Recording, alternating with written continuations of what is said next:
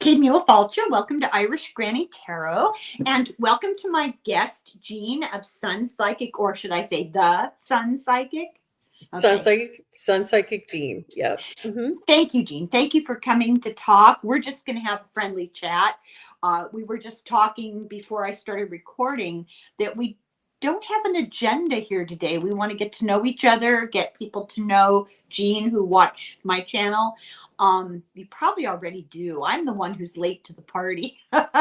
So, Jean, tell me about yourself, like where you were born, how many kids in your family, what kind of a family you come from, was it religious, and the psychic thing, did that run in your family?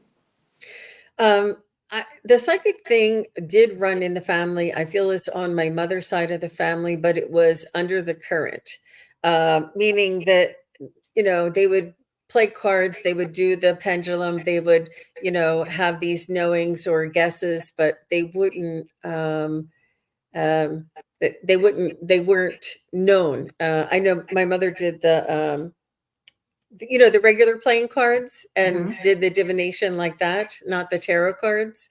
And, went to psychics and stuff. And I know my uncle is very intuitive. That's her brother. And I know my grandmother. So I know it's on that line. And that line happens to be Irish. And you have a very strong likeness to one of my grandmothers.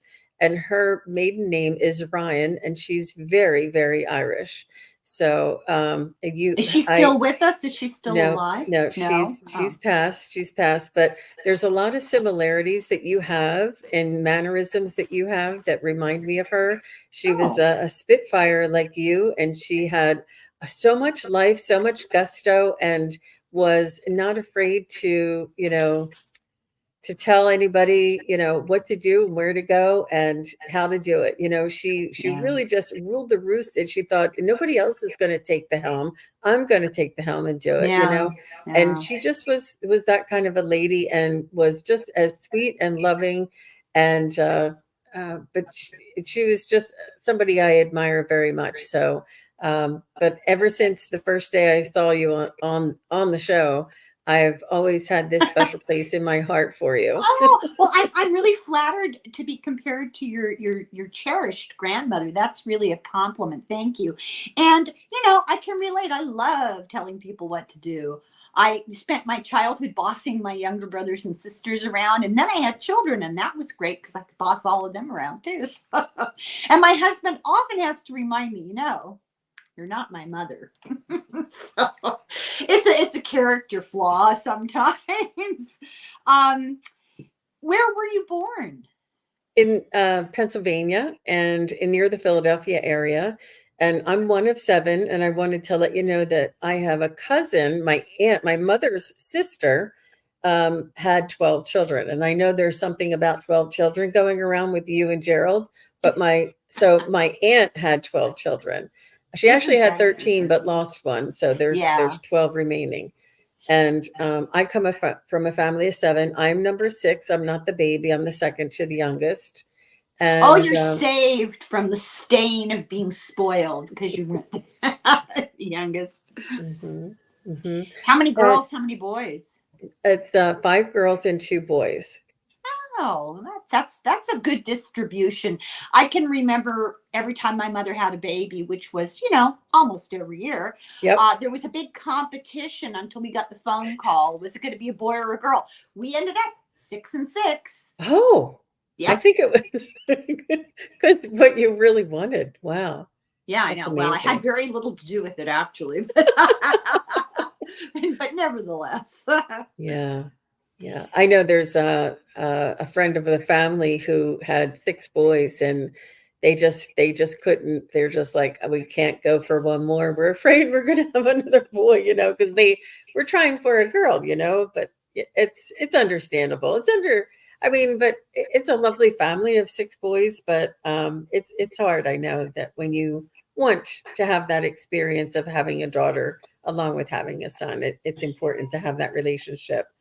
It's Um, a leavening influence, a calming influence. I know that sounds stereotypical, but female energy is just different. And it's good for boys to be raised with sisters and female relatives. I think it helps, depending, of course, on who the family is, because it sets role models for how you should treat women and how you should expect to be treated. And same for girls. They've done studies that young women learn what to look for in a man by watching their father, and how to be treated by how their father treats their mother and other women. It's a really developmentally crucial relationship. We don't know, I don't think we appreciate how much influence we have, on the young people in our lives. So did you grow up in an urban area outside Philadelphia, or did you Yeah, grow it up was outside of Philadelphia. somehow I had a Near, picture of you in Amish country, oh, not far, not far. Valley Forge area, the Oh, historical Valley Forge, yeah, yeah. and yeah, Lancaster is where the Amish are, and we were just at a wedding yesterday or this past weekend, and passing some horse and buggies, and stopped at a Amish market. So maybe you might be psychic. I don't know, Helen. Well, I have a brother who lives in Pennsylvania. Okay. He lives in Sellersville. Okay. Yeah. You know where that is? Yes. Hmm. I don't. I've joked several times this week. I don't know. It must be an issue. I'm on the Pacific Northwest coast, and I think of the mountains, let's call them the Rocky Mountains, and then that great void that is between the Rocky Mountains and then, the Atlantic Ocean. And I'm not dismissing people, but I have such a terrible sense of spatial relationships that it's easier for me to just think of them in very stark outline terms. There's this coast, there's the other coast, and there's something in between. And it's not a judgment on the people, it's the inability to visualize actually the geography, I guess. Interesting. Yeah, Interesting. I know the geography, and I can read a map and talk and tell you anything you want to know back and forth in a conversation about the map. But I get lost a block from my house. I can't apply it to spatial relationships. Isn't that weird? I understand. I've gotten in my car to go to a friend's house, pick up a child or something. Probably about 10 blocks up, and I've gotten lost. Really pathetic, but oh well. Were you there your whole entire life and into adulthood, or did you move as a student, or how did that work out? Yeah, I was in the neighborhood where I grew up until I met my husband, and then we moved here to Washington, D.C. area. I actually live in Maryland, right outside of Washington, D.C. And yeah, and I've been here for about 20 years, so that's been a while. So was he like a neighborhood boy, the boy next door or something? No, I met my husband on the internet. I send him like a nudge or one of those little things. Yeah. Hmm. You're too young. I am way too old for that. That didn't exist, when I was of a dating age. So it's not a hard concept, but it's a foreign concept for me to understand. I still remember when you pick up the paper and you go to the classified section in the paper, and it would have kind of, I don't know, I want to call them like lonely hearts ads, man seeking woman, certain age. And it wasn't, it was completely above board. It was just couples trying to meet. But then jobs also, there were, employment opportunities, men, women. They don't do that anymore. Yeah, weird, huh? So you're in Washington, well, outside Washington, D.C. So how close to Baltimore? Approximately like 20 miles south of Baltimore, and maybe about 15 miles from the White House. So have you seen Hairspray? I The haven't. musical? It's set in Baltimore. Oh, okay. That's really good. It's if you get a chance to see the musical, it's very, very good. Oh. So tell me how you got here on YouTube. Well, was watching the readers on YouTube, was watching the mediums and the psychics, and listening to the private readings and all the different readings that were going on. And then some of the readers offered a class, and we were all stuck at home during that time that we were all given that unspeakable break. And I call it our unfortunate medical incident. yeah, the unfortunate medical incident. Yes, during that time, and I took the class, and because of other um, education and opportunities that I had previous in life, that this class that I took at that moment really opened me up, and it afforded me the ability to definitely dive deep into my practice and uncover this ability that I've always suspected, but never was able to train and develop to the degree that I have now. So you're saying that you do tarot cards? I am a psychic and a medium, and I only use like oracle cards. I do have tarot cards here, but I rarely use them. I'm trying to practice, and I have the ones with the little words, the little those are wonderful. Yeah, I use those for ages. They're wonderful. They're so helpful. You'll find that the words will trigger associations. Yeah, they're really great. So you're a medium, and I confess that I mean, I know what that is, but I don't know a whole lot about it, and I'm very interested in how you discovered it, what was your first clue, and how did you develop it? So talk about that a little bit. It's really interesting. So I would get hits, and I would get information, and I would get hits, but I wouldn't be able to say, okay, I want this information and have it come to me. I would just be going about my own business, minding my own business, and then a hit would come in. And now, can I interrupt you and ask you, what do you mean by that? I would get a message or hear something or know something. Okay. Like, I knew my niece was pregnant, and I knew somebody in the family was pregnant, and I knew it was one of my brothers. I knew which brother, their family, but they have two girls. I didn't know which girl it was. So I called them and said, okay, which one of you are pregnant? And they're like, Aunt Jean, we don't know what you're talking about. None of us are pregnant. And then, like, about 6 weeks later, my niece called me. She goes, Aunt Jean, I just found out. We couldn't tell anybody, but you knew. I was like, really? I was like, wow, that's impressive, because they didn't know yet. well, they did, but they couldn't. She said it was very new. They just found out, and they didn't want to tell It was anybody. a secret. Yeah. So you picked up on that. That's great. But it was really strong. And then one day, you know how when you're just about you're waking up from asleep, and you're not quite yet awake, but you're not asleep anymore.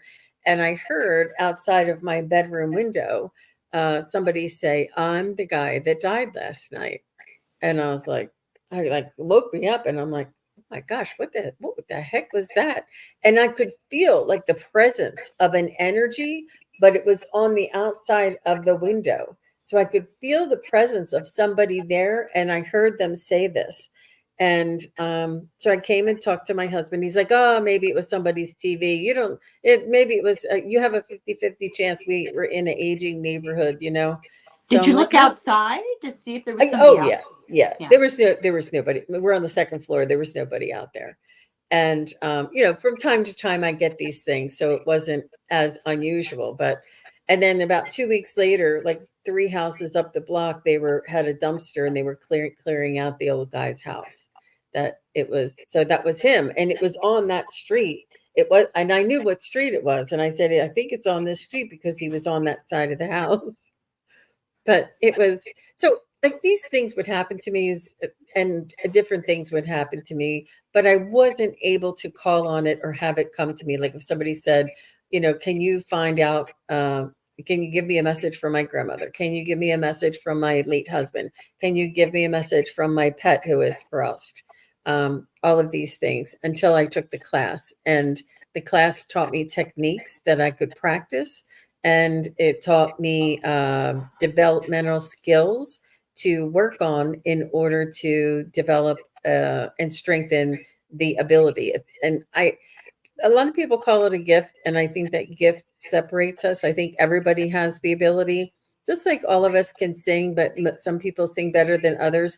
People who practice sing better, people who love it Yeah. sing better, Yeah. so it's an ability for sure. Yeah, it's like playing the piano.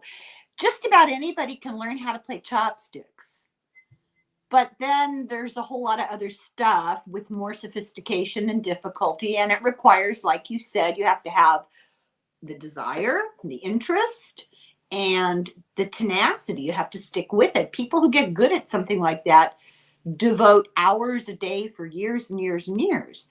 It's not necessarily just simple and it comes to you when you do it. Not everybody's Mozart, who, by the way, wrote his first, I believe it was a sonata or a concerto when he was 5 years old.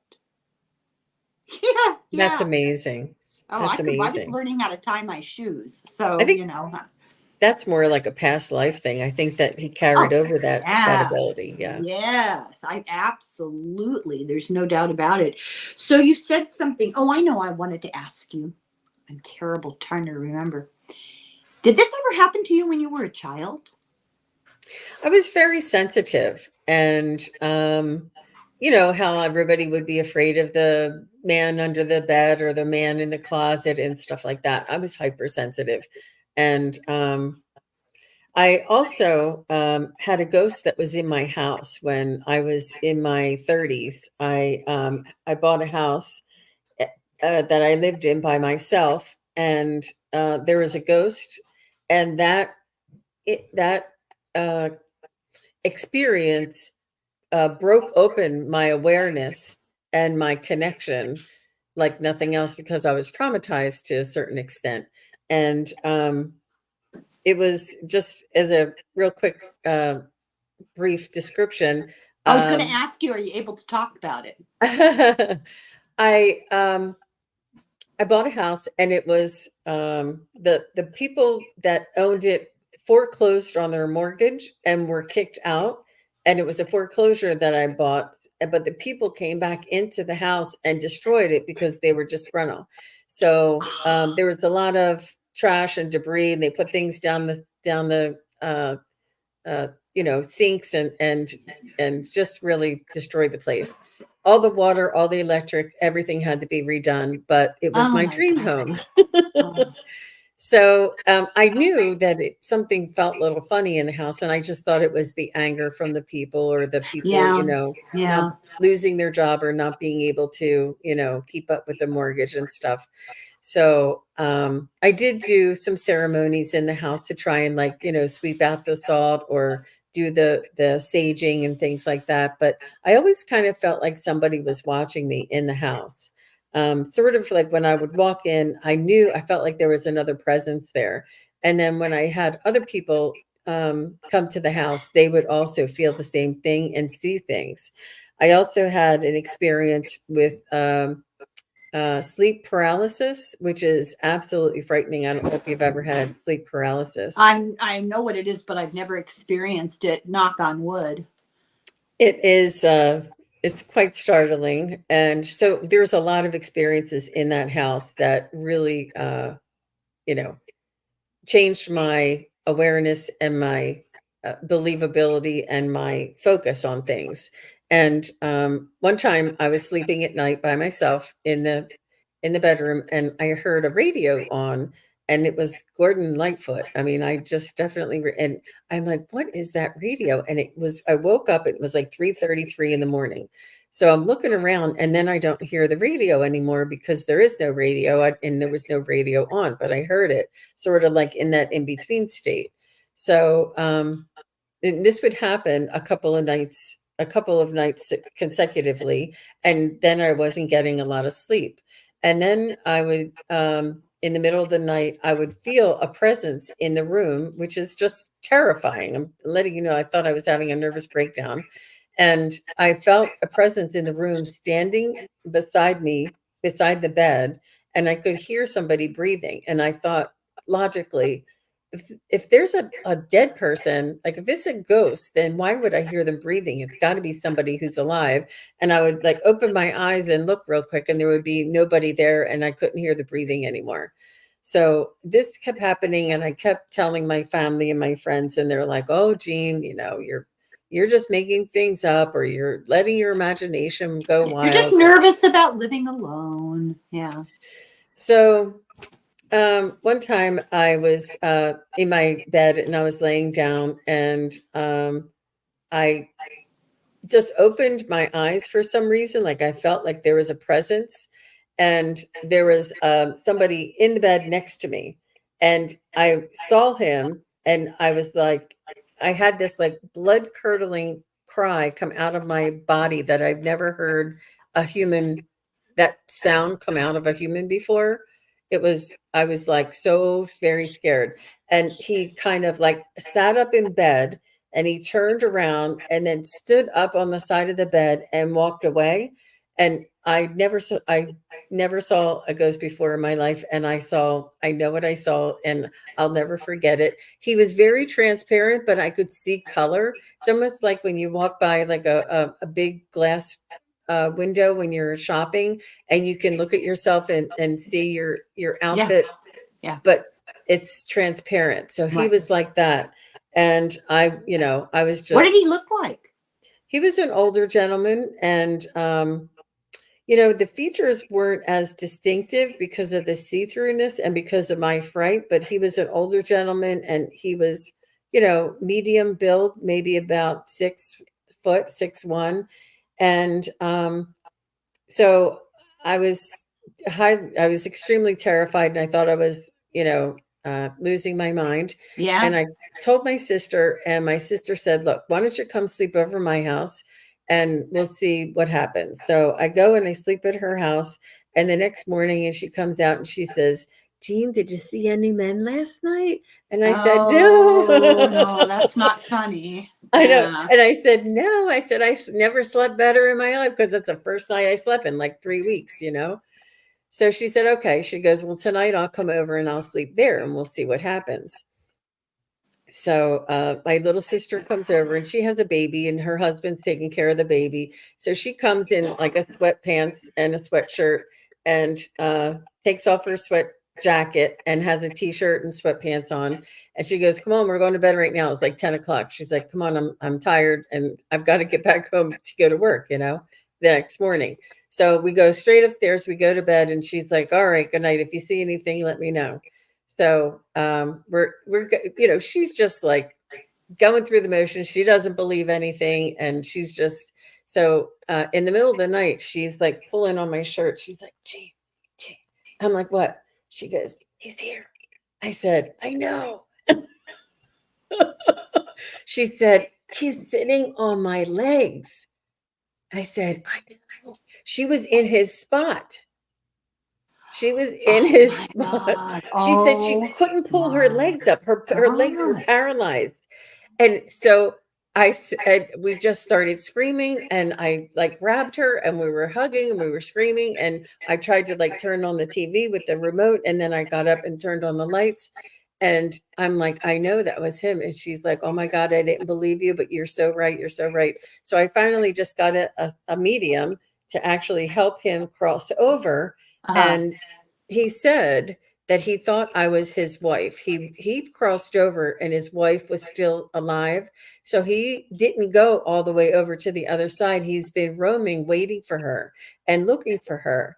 And it was on that land. And he thought I was his wife and was trying to wake me up or tell me to go with him. Yeah. Yeah. Yeah. And and that's why he kept waking me up. And um, so the medium said that as she was helping him to cross over to go to the light, he stopped and turned around and said, "Tell Jean thank you."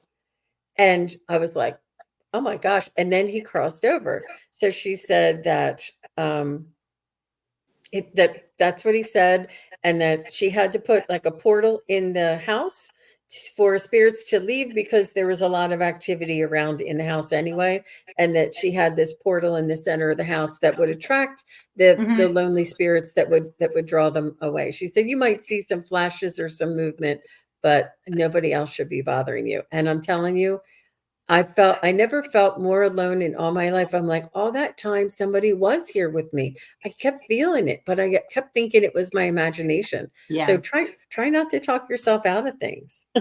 Yeah, that there's so much truth to that. Uh, Spiritual energy attaches to places as well as people. And you're living in a place that's had a long history of constant habitation and a lot of trauma over, the centuries. And it's not surprising at all. In fact, I'm surprised it doesn't happen more often. As a matter of fact, I think it does happen more often than people realize. They just don't know what it is they're experiencing.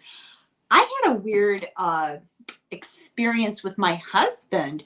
We were babysitting our only two children that we had at the time and a friend's child at her house so she could go to the gym. Middle of the day. It was his day off. We just schlepped over there. And the kids all went down for a nap. So we didn't own a TV set. It was a big thrill to go to somebody's house with a TV set. So we were watching a movie. And I won't bore you with the logistics of the room, but doorway, I kept seeing flickering motion. And I thought the kids were up and fooling around. And I didn't see anything substantial, but the corner of my eye, something would flit by. And I said to my husband, those darn kids, they're fooling around. Go see what they're up to. So he'd put it on pause and get up and check, snoring. Nobody was awake. And this happened like 3 or 4 times. And we finally looked at each other and I said to him, there's a ghost in this house. So, he rolls his eyes. This is early in our marriage. He knows better now. So my friend came home and I said, did you know that you have a ghost? And she said, oh, thank God somebody else saw it. I thought I was losing my mind. So Wow. a couple days later, her sister came over and we were sitting she had 2 sofas that kind of faced each other. So they were sitting next to each other. I was facing them and the sofa was empty beside me. And I was telling her sister, wait till you hear this. And I told her the story. And as I told the story, suddenly, ice cold. And I said, feel my arm. And they went, oh my God, what's wrong with you? And they compared my arms. I said, there's something here. So I just did the first thing that came to my mind. I turned to it and I said, you're really scaring me and you have to leave now. Boom, room temperature. I was like, oh my God. So she had a Halloween party because we're stupid.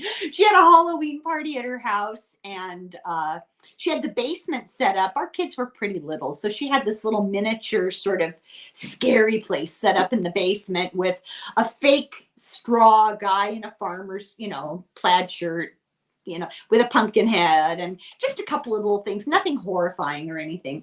But my husband took the kids down there. I was not going down there.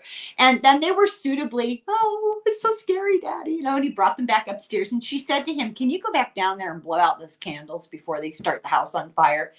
He went down. He was down there for, I don't know, a half a second. He came running up the stairs, white as a ghost. And he says, I'm never going into that basement again. And he wouldn't, he's still, 40 years later. He won't tell you? Well, I'm not sure that he was able to articulate it. I don't think that he saw a thing. I think there was a presence and he knew it, sensed it, felt it, whatever. But I said, I'm never going back down. This house is so haunted. Yeah. It was just something. I've had a few experiences like that with other people with me, not alone, but that's okay. I'm all right. I'm good with that. So as a child, you were, maybe we would say, sensitive, empathetic, and empathic. Right? Mm-hmm. Yeah. Mm-hmm. Empathic. Yeah. And when did you didn't put 2 and 2 together until during our unfortunate medical thing and you were doing I started. I used to work for a chiropractor, in that when I was in that same house in my 30s, and they had a feng shui specialist come in and remodel the office, paint it, and reconfigure it, and so I worked for him before the remodel, and then I was there after the remodel, and I was like, oh my, I could feel the difference in the energy and the flow, and I could feel like the chi moving around. I mean, it was so palpable. And I'm like, what did you do? What is this called? How do I find out more about it? So I'm very sensitive to energy as far as like feng shui, and I really dove deep into that. And I still have some of my remedies, they call it. I have a picture of a. I used to have a water fountain there, but that's hard to keep up and keep clean. So I now have a picture of a waterfall, and it's in my career bagua, so that I have good fortune and good energy towards my career. And just a lot of like little things that you can do. I have in my house already, like having two of everything, so that I'm a couple and not single. If you're a single person wanting to be married, you don't have one vase or one flower or one picture. You put two pictures, or you put a picture of two people. Like, you it builds the energy and the Yeah, and it frequency. draws that energy. Yeah. Hmm. Can I ask you? You don't have to answer this if it's, if you don't want to share. But what do you do? What you said your career. What is it that you do? I'm a psychic and a medium now. Okay. I used to be in accounting. Hmm. Oh, my dad was an accountant. Hmm. Yeah, that's high stress job. I It's a love it lot of though. responsibility. Yeah, I Yeah, love it. yeah. You have to have a certain mindset, and when Yeah. you do, yeah, it's Two very plus two rewarding. always equals four. And the balancing, it's very satisfying. Straightforward. Um, Yeah. Yeah, it's dependable, reliable, and I like the redundancy. I did, and I love the task and the you know accomplishing things and having that sense of accomplishment.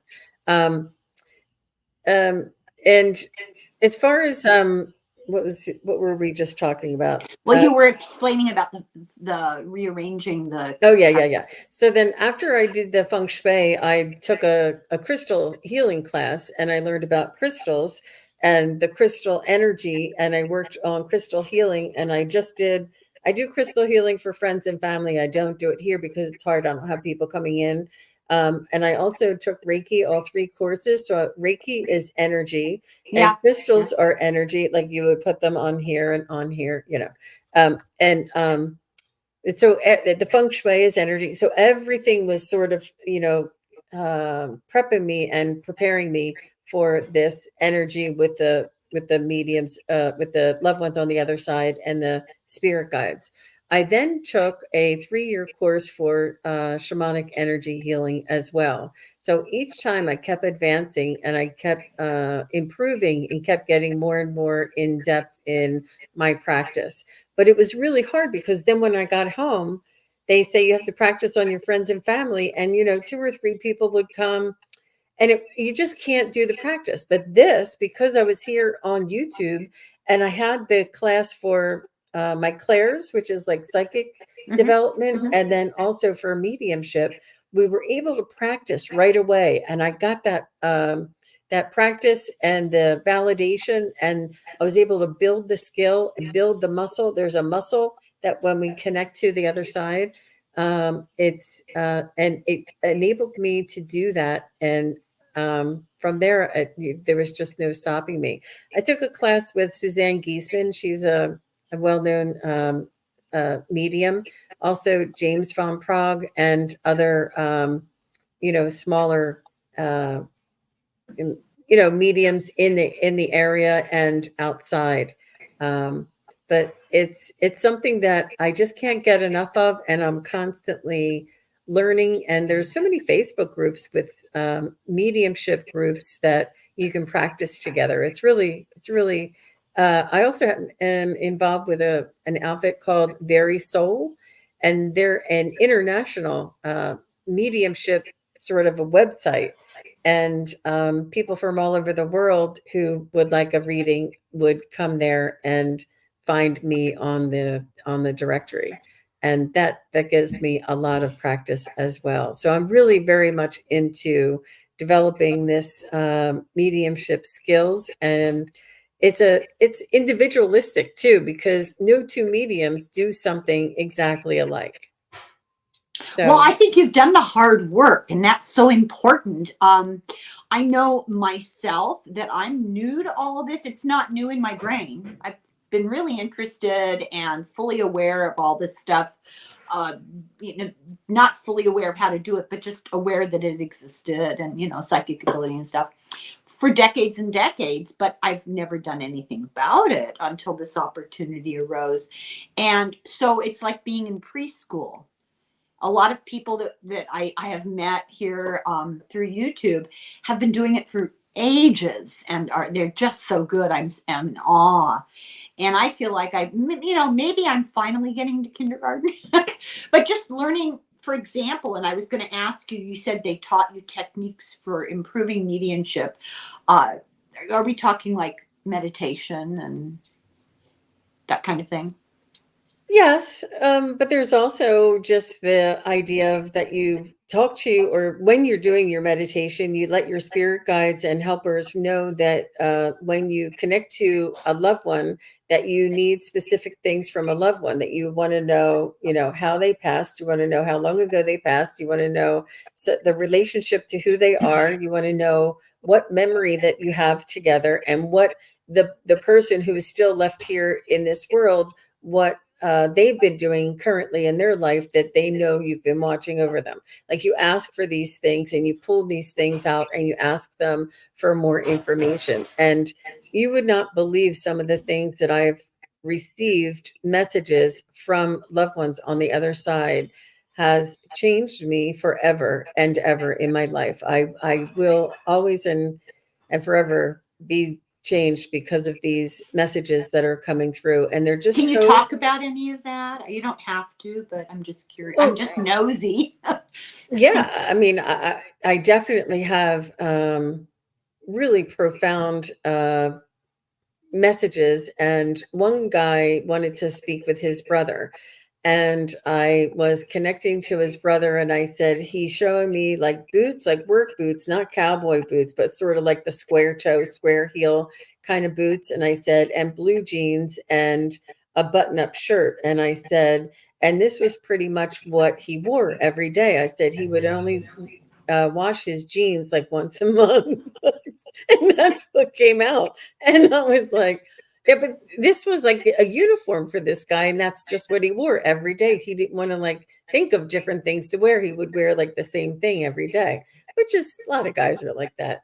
And I said, he said he was really funny. He said that he was, tall and thin and had a little bit of a goatee, and whatever. And talked about something about bikes when they were kids, and how they would run and go bike riding and go, get lost in the neighborhood and stuff. And he would be like, yeah, yeah, yeah. So I was like validating that it was this guy's brother. And then his brother said to him, he said, brother, he said, if you have the opportunity in this lifetime to make amends with somebody who you don't see eye to eye with, it is so much better. It is so much more important for you to do it here while you're on this earth, in this body. The soul growth that we can uh, take with us on the other side is so much more. It's a greater expansion of a soul when we do our work, our forgiveness, our understanding, our compassion, and just and these types of heart virtues. It's so much more important to do it while we're here on this earth than it is when we're on the other side. The chance is gone, and the growth, the soul growth, and the opportunity is only here when we're here on this earth. Like the depth of emotion and the depth of growth, that soul growth, is only available here in this world. And he says, if somebody is wearing their hat backwards, and you say, that is wrong, you should not be wearing your hat backwards, you only wear your hat frontwards, that's wrong, I don't like anybody that does it. He's like, go and say, it's okay that you wear it. Not that it's okay, but I love your soul, And if you want to wear your hair hat backwards, then that is your choice. I honor your choice. Like, to be respectful, be honorable, and love people for the soul that they are. So it's not only to allow them the grace, but allow you the grace of not holding them in contempt or having a grudge or anything like that. That is, it almost like holds you back on the other side. It's almost like how much more a growth and more expansion that you can get here in this world. And he was like just insisting to him to do this. It was really profound. Another woman lost her father like 30 years ago. And so I was like, oh, this is, I was kind of new. And I was like, oh my God, how am I going to get him 30 years ago? And I'm like, okay, mister, come on, you got to come get me. And I see them like men are in like a stadium, a ball stadium, the kind where you have to push down the seat to sit down. And when you stand up, the seat pops up. Yeah. So it's like a ball stadium where it's graduated like that. I've only ever been in a football stadium once in my life. Yeah. It could be, it is a ball stadium, but it could be like a concert or something, or a soccer stadium or something. It's not benches, they're in seats. So the men, the loved ones sit on that side. And I was, calling him and asking him to come forward. Let's say her father's name was Bill or somebody. So I'm like, Madeline's father, Bill, please, I'm connecting with him. Please, Madeline was here. She wants to connect with you.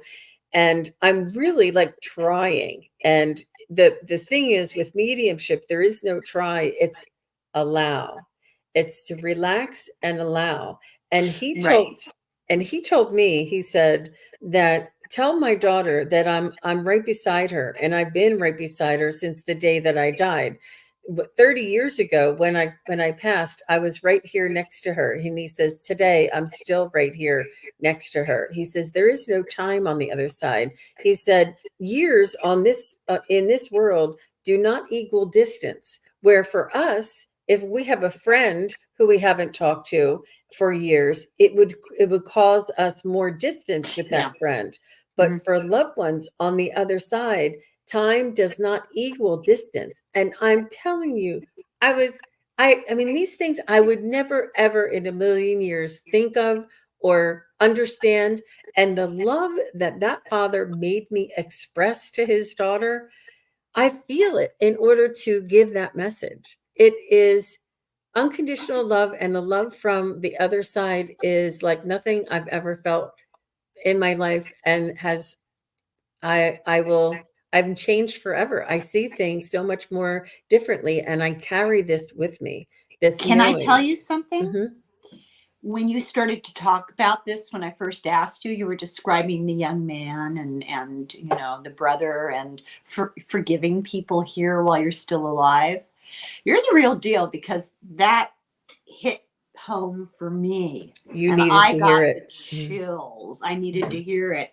Wow, that's fascinating. Yeah, and something comes over you. It's an energy thing. Something. It's an altered state of consciousness. Yeah, I raised my consciousness, and to remember and to connect. And there's 1,000 where that came from. And I had a woman, some of the heartbreaking ones. I had a woman who lost her son. And she asked me, she said, I want to know how he died, and I want to know how he's doing. And this is early on, and some of the big lessons were early on for me. And so I said, he's telling me that he just was breathing in and out, and then he stopped breathing and his heart stopped. And I said, I know that's how everybody dies. Like, that's what happens. But I don't know. Shortness of breath. I don't know what caused it. He's just telling me he just died. And I said, I see him as a 3-year-old hugging your knee. You know how the little toddlers hug one leg? And I said, he has his face pressed into the side of your leg. And he's like looking at me like this. Like he's like looking at me and putting his face down and like looking at me, but he won't look at me or talk to me. And I said, Bill, I don't know his name. they'll, your mom wants to communicate with you. She wants to make sure you're okay. And he's like just holding on to her. So I know he's connected to her. I know that he passed quietly and softly and gently. And I know that he's not willing to talk to me.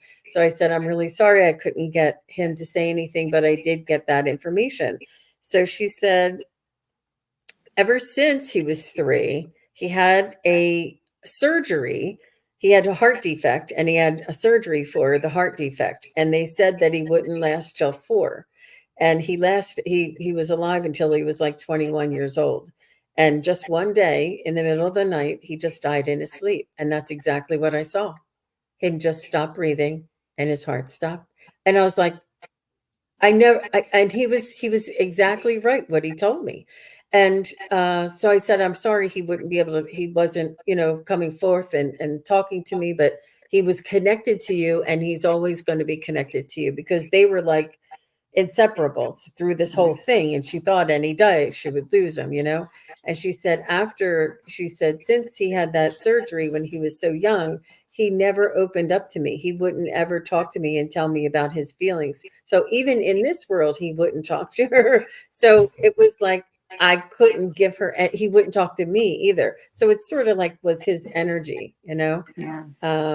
But it's amazing, fascinating. It's eye-opening, it's life-changing, and you really appreciate those who are around you. You give people grace, you give people compassion, forgiveness, and understanding. Now, if somebody's going to cut me off, I'm not going to be really happy about it. But do you mean you're human? Darn. So let me ask you something. What is, if you can talk about it, what's the most, I don't want to use the word horrible or horrifying. What's the most astounding? What's the most remarkable thing that you've learned as you were doing mediumship for somebody? And it doesn't have to be a general philosophical thing. It can be, but it can also be something you learned about that person's relationship, like with a revelation for them or something like that.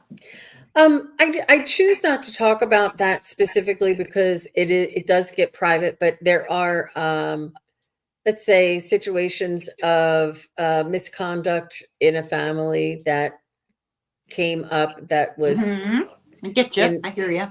it was just, it was very upsetting to everybody involved. And, you get all the information, you do get graphic information. Some people are jokesters, like this one lady's uncle was a jokester. And I said, was he a plumber? And she said, why? I said, because I can see his butt crack out of his pants. I said, and she's like, oh my God, that's my uncle. He would do that. Like he would show you a butt crack just to On make you laugh. purpose for fun. Yes. Yeah. And Allie loves it. She's like, Jean, that is my favorite one, because she was there when I said it. She goes, you're kidding.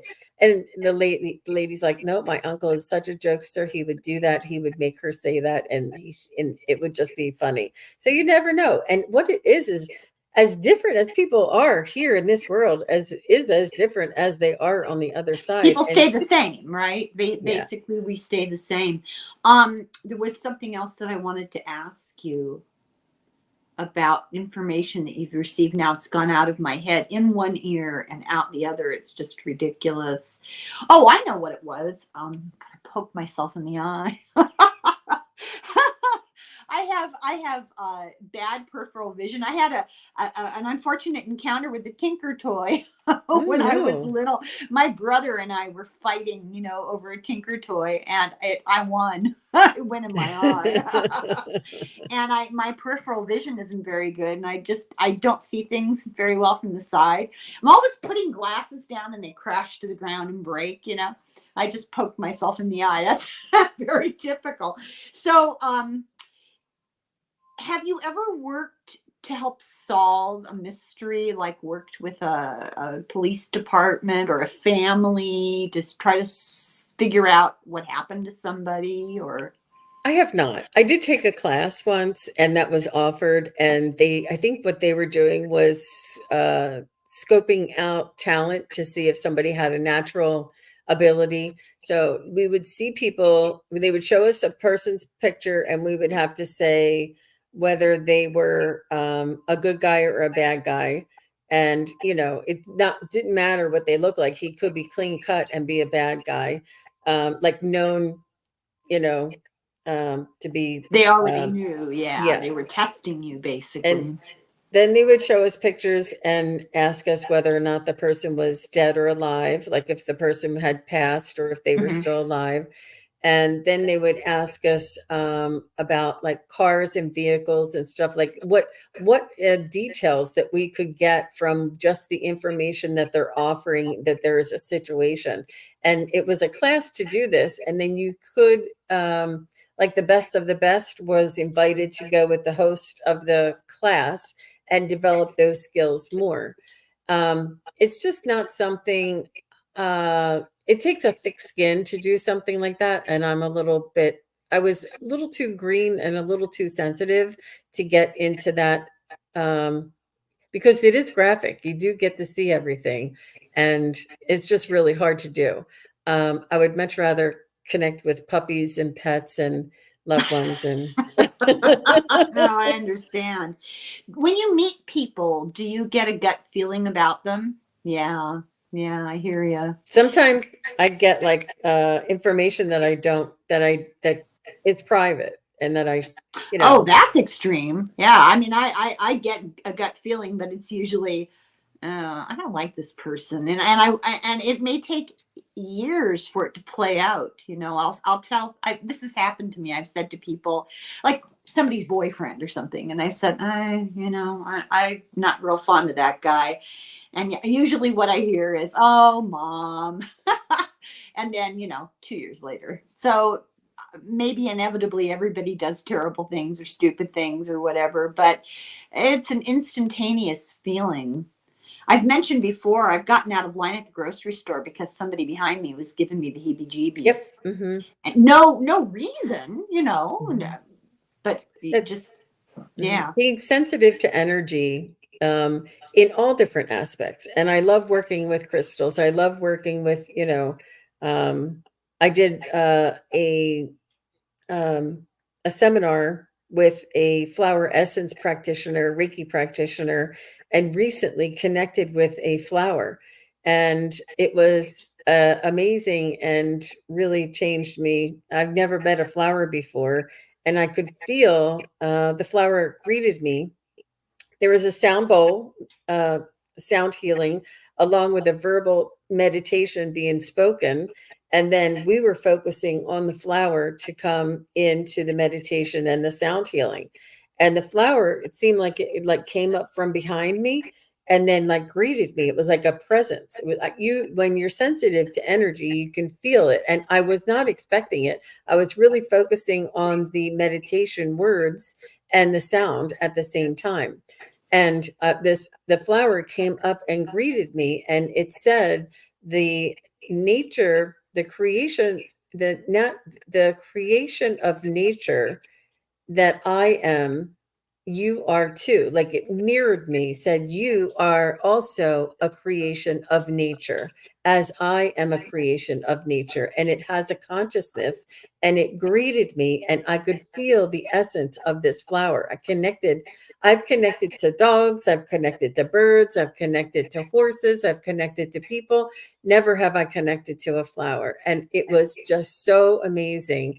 And it shifted me, like, I was not expecting that, and it's just so profound when you feel this and you understand that the vibration and the consciousness of nature and everything around us, and that it greets us. On such a I don't quantum level, that we Yeah. can do this. It's You took the really, words out of my mouth because really it's completely explainable and understandable. It's about the smallest particles and how quickly they move. And the faster they move, the farther apart they are, the higher their energy. That's it. There's nothing more to it. So when you see a rock or a crystal, They have as much potential for consciousness and awareness and experience, but they're quantum particles, their smallest particles, are very, very slow. But inside of everything, including our own DNA, there is sacred geometry, which has mathematical patterns, which means stuff, it stores knowledge, and light. And this is all kind of new discoveries for the scientific field.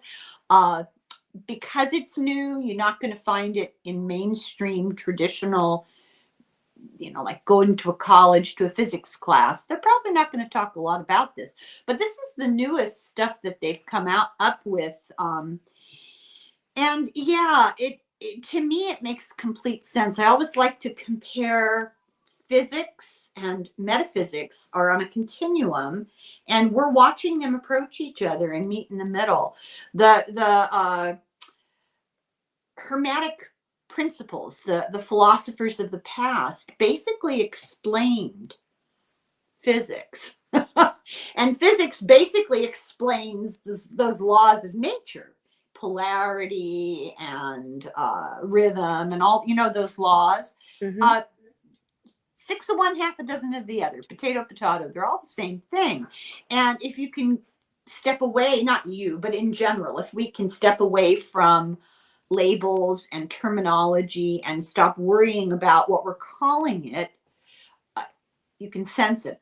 You can sense it. I get some of it. And I think we're moving more towards being able to do that. I see it a lot in younger kids. I have young grandchildren, and they're, without coaching, they're intuitively aware of these things that it's taken me 7 decades to learn. So, Mm-hmm.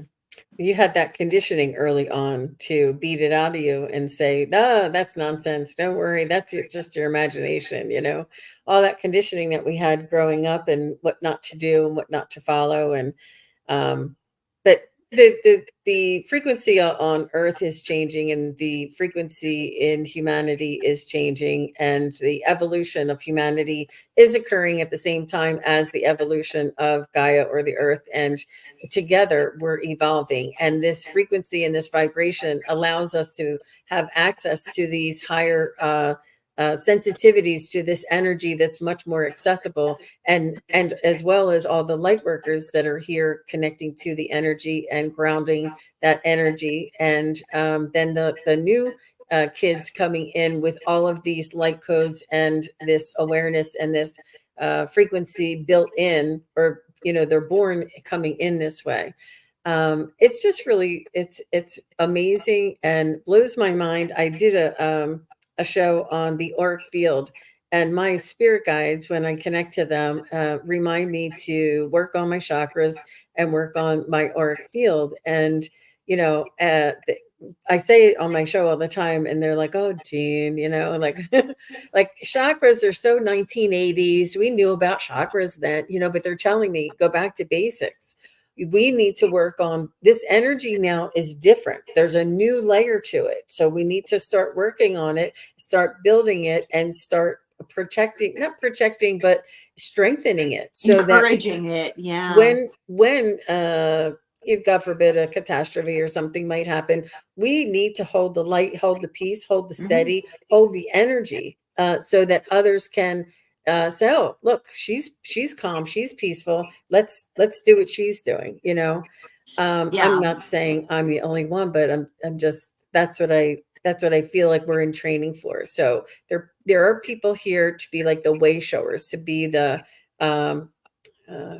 somebody to relay the information and somebody to display or the behavior. And so that's been a huge part of my life, and I'm really very passionate about it. I love doing private readings. I do private readings. And my website is just sunpsychicjean.com. I also do private readings through Very Soul.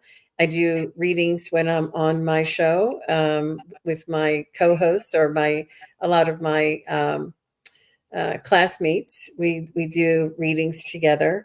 I also do readings at psychic fairs. I go to psychic fairs maybe 10 times a year, and that is amazing. People sit down in my chair for 15 minutes and I do a reading for them. They stand up, another one comes in, sits in my chair. I Wow. do Does a that reading. wear you out? I mean, that must be a drain on your energy. It is exhausting, but it is exhilarating because Stimulating at the same time. Yeah. So I wanted to ask you a few more things. When you talk about being a medium, you say it's kind of an altered state. So does it happen spontaneously for you, or do you have to sit down with intention and focus, and somebody comes to you and says, I want you to make a connection, or does it sometimes just happen? a little bit of both. I do have to sit down and prepare my energy. I can't be doing the dishes and putting the food away and then come sit down and do a reading. I have to focus and calm my energy, center my energy, call in my spirit guides, put on my protection, and then before somebody comes in on the Zoom call, I can start writing down sister, dark hair, breast cancer. I can write down these things that she wants to tell me. And then when the woman comes up and I say, oh, well, your sister was here, like it could be spontaneous like that. Like they won't have to tell me anything. And, The message is already there. That is remarkable. So you mentioned that you like to talk about your spirit guides, and I find this subject absolutely fascinating. And I talked about it before with other people. I feel like when spirit guides were handed out, I got left out. I don't have like a personal relationship or a sense that there's this energy hovering around me telling me what to do. But as has been pointed out to me by some very wise people that I've spoken to, that little, it's not an audible voice, but that little knowing, and that gut feeling that that's what that is.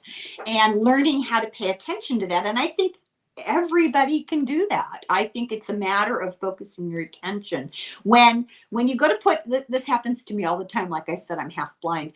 When I go to put a dish down on the counter, even in a safe spot, a little voice will tell me, don't leave that there, it's going to get broken. Well, in the past, I would just sort of brush it off. 100% of the time it would get broken. Now I listen. And right. that's a silly example, but it's a nice easy example to bring up. And so talk to me a little bit about, if you don't mind, are you in a hurry to No, take off no, here? I'm good. Okay, I'm good. good. Me I'm just, neither. yeah. This, I have nothing else to do. I love doing this, so let's keep at it. And if you do need to go, let me know. Talk to me about your spirit guides in general. Mhm. Um, I feel as though spirit guides are a part of us. I feel as though spirit guides are a lot like us. I feel as though our spirit guides have been with us our whole life long, and it's very difficult for people to understand all of those little nudges and nuances and inspirations that we get our spirit guides. Some people have a spirit guide that they can call by name and that they have different personalities. Yeah, it's remarkable. Yeah, I'm sorry. And Go ahead. I have people come in for particular reasons in order for me to complete a task or to take on a project, or spirit guides come in. And our spirit guides are not a high ascended master. Our spirit guides are our friends and very loyal and very much beside us and watching over us this way. They're coaxing us. They're the ones that hold us up by our arms and say, come on, you can get up. Like they support us and they coach us and they're around us like this. And they are like your most loyal best friend. They're not like anybody they're not an angel. They're not a Mother Mary. They're not a higher ascended master, but they are here. And it could be more of like you could go, guardian angel sometimes would be somebody who would be around you your whole life, but you are very much like your spirit guides and angels because they are, they're working through you. They're working with you. And some Are of they a these, part of our higher self? Is that what you're saying? I think the higher self is also something different. I think that the higher self is the oversoul. That is where the soul is contained in this. Is within the human container, And this is what gives us our life force. And the part of that soul that is about maybe 20-30%, and then the remainder of it is still in the spirit world. Right. And I've then heard that. Yeah. there are guides and energies and consciousness that help to guide us, and they help to mold us and shape us on our spiritual journey, on our path here to learn the lessons that we're here to learn in this world, in this incarnation. And I do also have a galactic guide that sort of stands there with his arms folded in a long robe, and he's always to my left. And he doesn't really talk. I hear him telepathically, but he doesn't do a lot of interaction. He sort of like watches over me. I think I interact with him when I go to sleep at night. I think he just watches over me because he doesn't work with me with my mediumship too much. Sometimes if I'm connecting to a like an ascended master or somebody, I'll ask him to help out and bring us. Sometime I also do something that's really fun. It's called a spiritual journey, and it's sort of like a guided meditation. And I've been doing these and practicing with these. It's like a shamanic journey as well. It's like a guided meditation, spiritual journey. Sometimes a little bit of a hypnosis kind of thing. But I allow my guides to take me on this journey, and I don't know where we're going to end up. And I know where it's going to start, and I just allow my imagination to bring us through these paths and through these levels. And I've often reached a spiritual or a galactic council that has given information and sort of like universal secrets and universal sort of validations that have been so profound and just life changing. And it's really unless you've experienced it yourself, it's really hard to describe the change, the shift that's in you. Like once you see something and once you feel something, even if it's an experience in your imagination or your altered state of consciousness, it will you'll carry that with you forever. You'll carry that I have experience no with you. problem doubting that. I understand what you're saying, because even like I said, the preschool kindergarten level that I'm entering into here, and the work as it is that I've done, I see huge changes in my life. And I don't mean job and money and really, I mean my interactions with the world. I see huge changes, a sense of understanding things better, a sense of feeling more at peace with. I talk a lot, like, I know you don't talk about politics. I talk a lot about politics, but I don't get depressed. And I mean, I do, but I don't lose any sleep over it. I'm not tied up in knots about it. Uh, but and I think, how do I say this? I think that there's a purpose to that, that there's information that people need to be aware of. And like people who don't like, you don't like to do crime solving. There are people who are fine doing that, and it doesn't send them into any kind of a state, right? A lot of people don't want to deal with the political stuff, so they just really are not aware. I'm okay digging into it. I don't lose sleep over it because it makes me angry, and I suppose that's not good either. But it stimulates me to be engaged with the larger moral issues, the larger issues of compassion for each other. For example, there's a man that I've had as a guest on my channel. He's written some books. He's a really remarkable person, instrumental in the beginning of the art of remote viewing. He's very knowledgeable.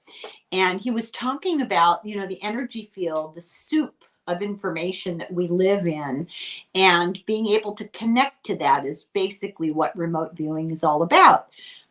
Past, present, and future. It's all right there if you know how to tune into it.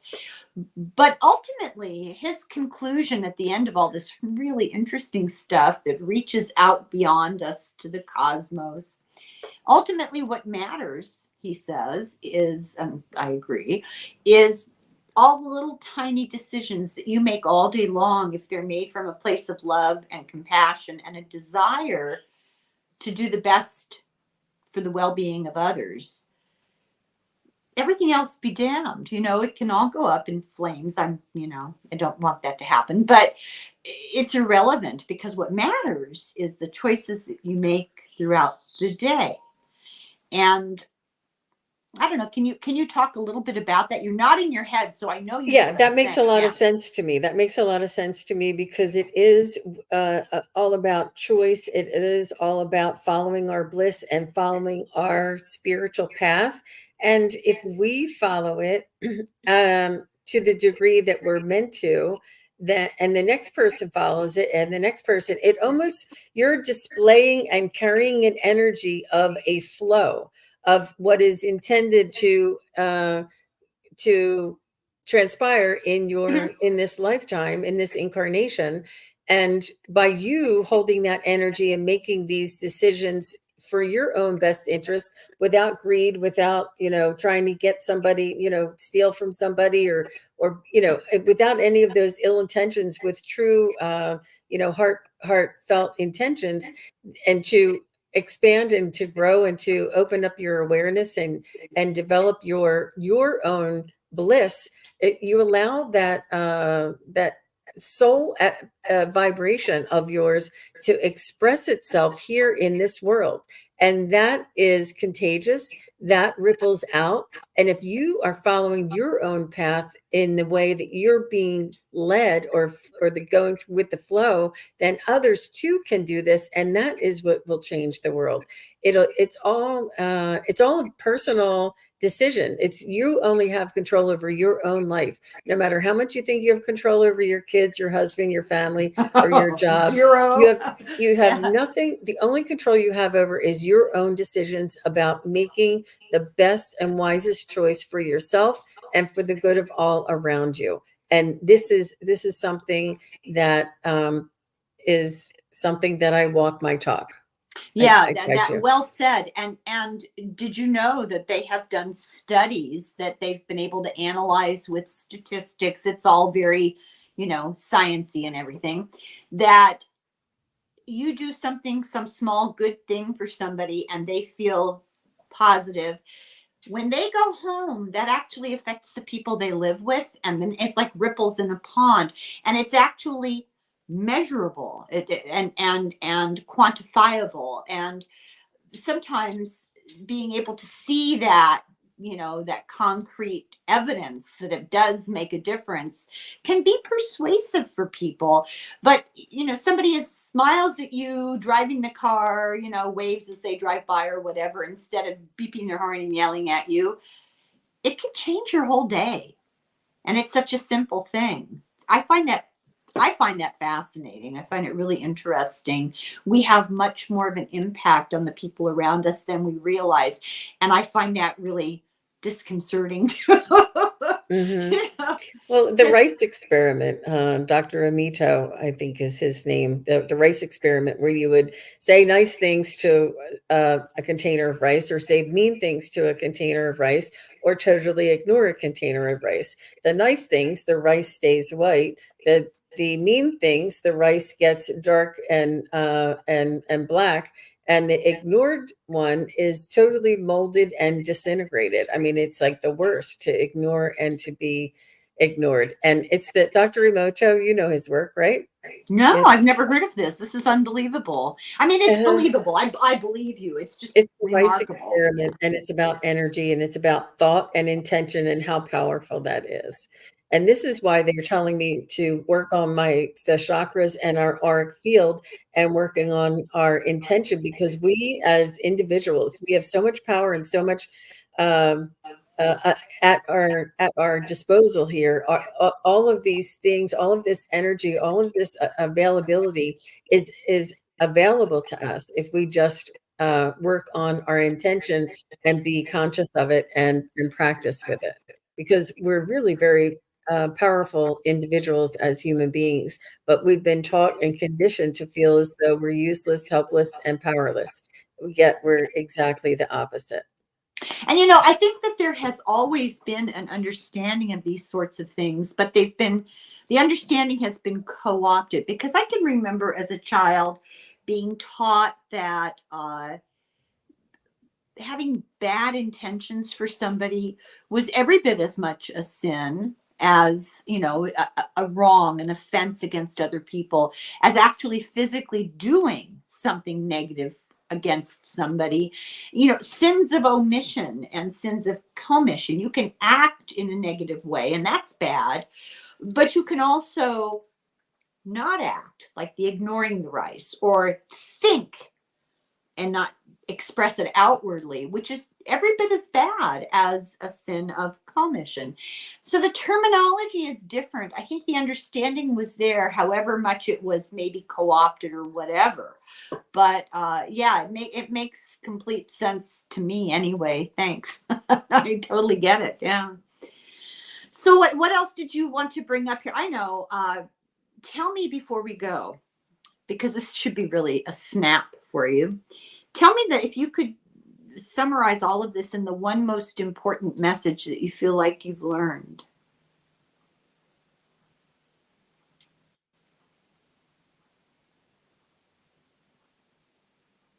I think self-awareness, self-love, and developing our own personal energy, our own personal well-being, and following your bliss. It really, I mean, I know that's like a catchphrase, but if you follow what makes you happy, you'll you know it, even though it's not the thing that'll give you the most money, or the thing that'll get you the cutest guy, or the thing that'll get you the biggest house, but if you follow what makes you happy, all of those things tend to fall in your lap. I'm telling you, falling in your lap.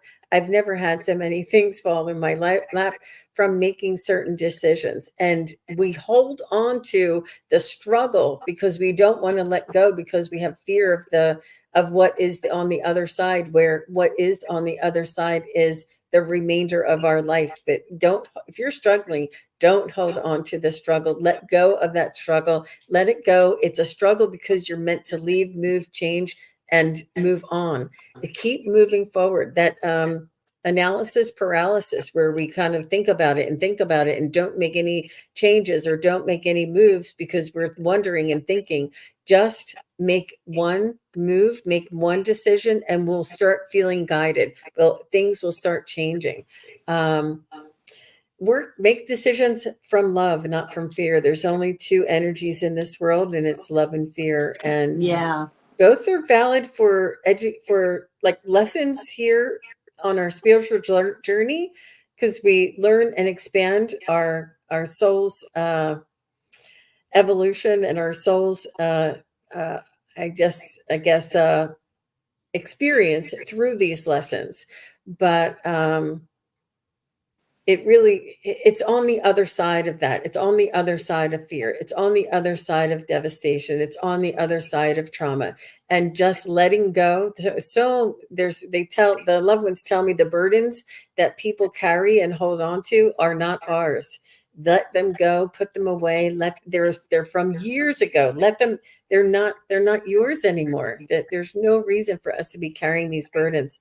And they really want us to just start lightening up and becoming who we're meant to be, because the frequency is changing. We're meant to become more and more. So they want us to focus on that. That's so helpful. Thank you. And a perfect example of what you just said. It's an extreme simplistic example, but the old story of the Hatfields and the McCoys, and they were always feuding with each other and harboring these grudges and looking for revenge. And how did that turn out? Death, death, death, death, anger, hostility, fighting. Simple, a simple kind of ridiculous description as an example, but that's exactly what you're saying. Is you set aside those sort of negative impulses, it gets lighter by itself. Once you start to walk away, you really do leave them behind. That's so interesting. Anyway, did you have anything else that you'd like to bring up that we didn't talk about? Since I planned this so well, I'm sorry I didn't. I think I can't think of anything else that is pertinent right now, but it's such an honor, and um, I feel I'm so lucky that I found this in my life. I've changed so much, and I've healed so much. I've had trauma. I've had, uh, stagnation. I've had fear. I've had, these things in my life where I've had to get over them, and being extremely sensitive. I have empathy for a lot of people who are struggling and Yes. are very sensitive and have fear around making decisions. But it's it's really it has changed me for forever, and it is going to change the rest of the world. And there's so much more to this world than you know the rat race. So we're all going to Yeah. be moving into our spiritual awareness capabilities. Humanity's moving into incorporating this into our everyday lives more and more. It's Well, not just, I yeah. really appreciate everything you've shared today. I feel like I got a little free counseling session. Really, really appreciate. I've learned a lot, and a lot of what you said resonated for me. Some of it I've read about and heard about before, but you tied a lot of things together, and I really appreciate you sharing it. Thank you. You're It's welcome. great. And boy, I'll tell you, you have a gift. I mean, that's all I'll say. Oh, That's thanks. remarkable. I hope you come back and we'll talk some more about this stuff. Oh, yeah, there's lots more. Yeah. Yeah, I know. I know. I feel like I've barely scratched the surface, but I'm sure people have plenty to digest right now. So little bits at a time, probably a good idea. So you will come back, will you? I Yeah, will. that'd be wonderful. And I hope everybody enjoyed this conversation. I wasn't quite sure where we were going. I'm not even quite sure where we've been, but it was a great trip. Thank you so much, Thank Jean. you. Thank you, Oh, Helen. it's great. And everybody check out all of Jean's. Are you on like all the, YouTube, yeah? Facebook. Yep. And my All- website is all Sun Psychic Gene. My email, everything. Just do Sun Psychic Gene. You'll find everything. Yeah. Okay, great. Great. Thank you. Thank you, everybody. I really appreciate everybody watching. And, I'll be back. Slán go fóill, slánte.